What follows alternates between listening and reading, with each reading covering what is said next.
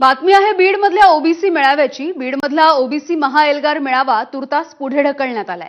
मराठवाड्यामध्ये मुसळधार पावसाचं धुमशान सुरू आहे आणि त्याचमुळे हा मेळावा पुढे ढकलण्यात आल्याचा निर्णय घेतला गेलाय। ओबीसींच्या न्याय हक्कांसाठी महाएल्गार सभा आणि मेळाव्याचं आयोजन उद्या करण्यात आलं होतं आणि याच मेळाव्याला राष्ट्रवादी काँग्रेसचे मंत्री छगन भुजबळ यांच्यासोबत राज्यामधील ओबीसींचे नेते उपस्थित राहणार होते। दरम्यान या महाएल्गार मेळाव्याच्या बॅनरवरती लक्ष्मण हाकेंचा फोटो नसल्यामुळे त्यांनी नाराजी सुद्धा व्यक्त केली होती। ओबीसी आणि भटक्या विमुक्त या सर्व गरीब समाजाचा सांभाळ करण्याचा, त्यांना मिळालेले जे अधिकार आहेत त्याचं संरक्षण करण्याचं काम आपण हातात हात घालून करूया अशी मी आपल्या सगळ्यांना विनंती करतो।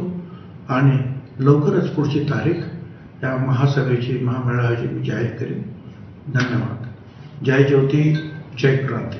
हा मेळावा रद्द झालेला नाहीये, याची तारीख 1-2 दिवसात आपल्याला कळविण्यात येणार आहे असं भुजबळ साहेबांनी सांगितलेलं आहे। म्हणजे आपण हा कार्यक्रम पोस्टपोन केलेला आहे। ह्या मेळाव्याची तयारी करत असताना संपूर्ण ओबीसीतले नेते आहेत, आम्ही त्यांच्याशी संपर्क साधला होता।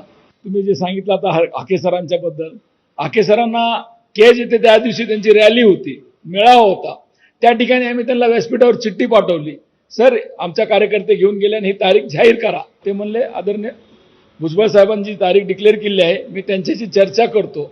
नाही, चांगला घेतला निर्णय, कारण तिकडे संपूर्ण शेती उद्ध्वस्त होताना हा मेळावा घेणं योग्य नव्हतंच।